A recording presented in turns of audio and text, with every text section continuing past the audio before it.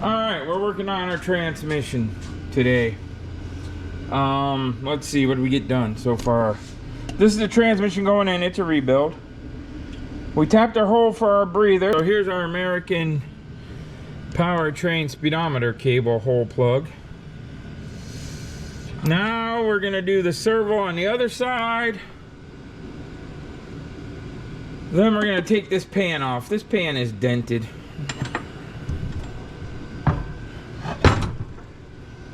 But we're gonna spin it around, do the servo. We're not gonna do the line or the dipstick yet. Probably do the dipstick O-ring. All right, we're back in business. Okay, so we got our breather, we got our speedometer plug. Now we're gonna do the servo. And we gotta find a 3/8 12 point. Pull that off, pull this servo off and replace it. And then we'll do the glinds, then we'll flip it over and do the valve body and the deep pan and all that good stuff. Or the servo out. This is a servo. We're putting a TranStar C servo in. This is the TranStar piston. This is the factory one. So we got to put the spring in there. There is some lube on it, so we're going to take and lube it up a little bit more.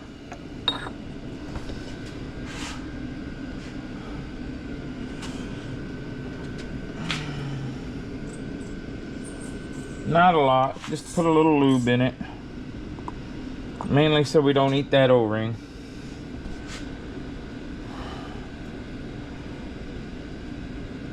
A little slick 'em around there. They do make special transmission lube. I don't have any, so that's what we're getting. So, for this little guy,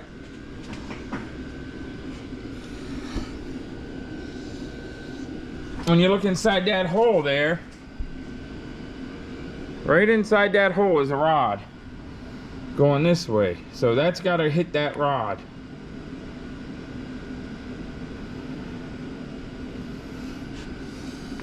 So you just slide that in like so, but you got to put the spring in first. That spring will go on there like so.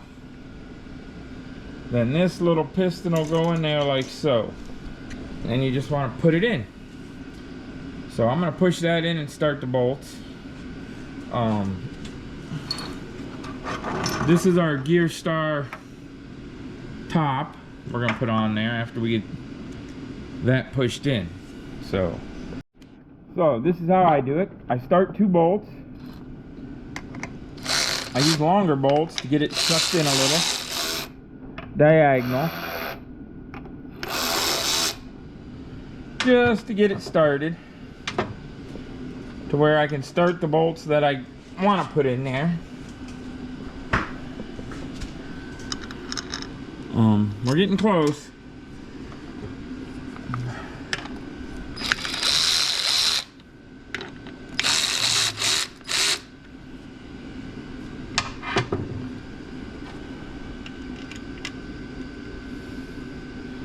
There's one. And there's bolt number 2.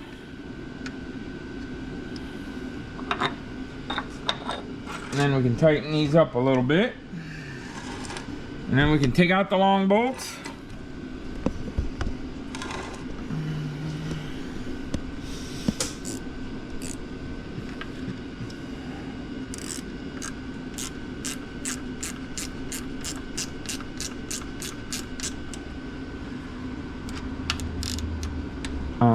It's pretty easy, self-explanatory.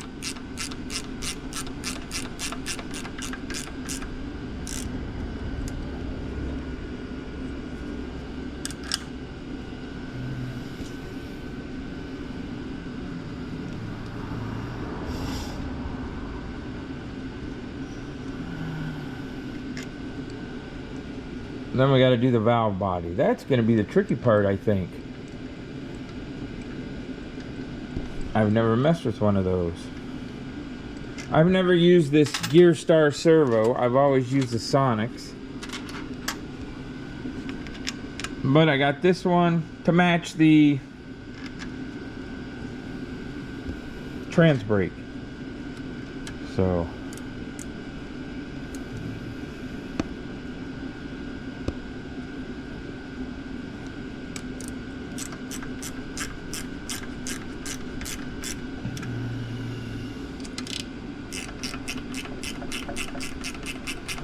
just suck this baby in and we're ready to move on to the next part. The lines and the dipstick.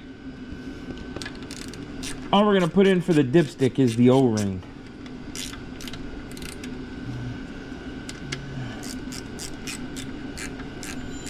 All right, test fitted our new Gearstar valve body. That's the valve body we took out. That is supposed to be a TCI reverse manual. We have to silicone that and shove it through the hole where the vacuum modulator was. Bolt it on, change the filter. We have, this is the part number of the servo cover we put in. This is the part number of the valve body with the trans brake we put in. So it's coming. We're gonna silicone this and get this thing bolted in. The directions say put some silicone around this and push it in the hole. Here we go. We got our valve body in and our filter extension. And then it will take a, it says a GM Turbo 350 or a Chrysler oil filter. I ordered that. And we'll see what happens. But so that we can keep moving, we're gonna put the pan on here with a few bolts, just so I can keep going and get some more work done on this thing. So next we're gonna bolt the pan down, no gasket or nothing because there ain't a filter. We're just bolting it on there. Then we're gonna do the tranny cooler pieces. And I think we're ready to set this baby in there. We gotta do the torque converter. Oh, and the transmission mount. We'll do that too while it's up here. Now we're gonna go try shoving it in the car. We had a spacer up there that used a sock type filter. A Chrysler filter, this guy. I just sold the older C4 I had, and that gentleman said that them sock filters let a C4 pump go dry. I personally called B&M. I called Speedmaster, the company that made the pan. They both sell this kind of gizmo, but they're out of stock. None of them could answer my question. But Speedmaster did offer an alternative, this 1-inch spacer. So we put that on. So now we're gonna measure from here to here and see what our depth is, and then see what the depth of the pan is to see what we have. So this is a little over 3 inches. That is a little over 3 1/4. Now I have another spacer I could add to that, a metal gasket piece, but I'm not going to. It's perfect the way it is. So now all I gotta get is a transmission pan gasket, and we're in business. So one problem, I pinched the solenoid wires on the gasket right there. That was my fault. Another problem, this hole has some flashing stuck in it right there on the top. Well, technically it's the bottom when the transmission's the right side up. And on the valve body, there's a little, when you shift it, the valve, you know, this actuator moves back and forth and it goes in that little hole. Well, it hits and won't let it go in. So we got to take the tail housing back off. We got to clean that up some. We got to fix the wires I messed up. In the process of doing this all over again. All right, so we're gonna get started. We got to take the transmission mount off. get everything apart again for round 2. And there's where our debris is. Flashing, whatever you want to call it, right there on that edge. So we're going to try to take that down.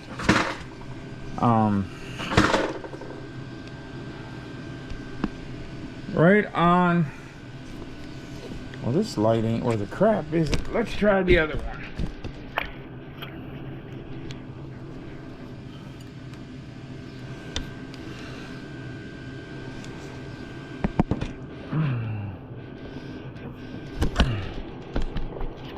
Try to get where it'll help us instead of hinder us, huh?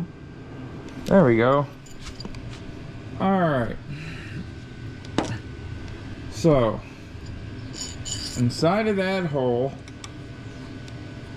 right there, that's what we're trying to get rid of.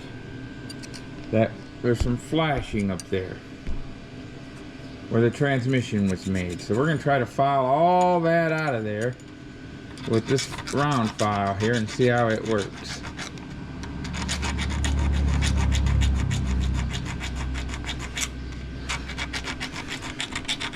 Just like so.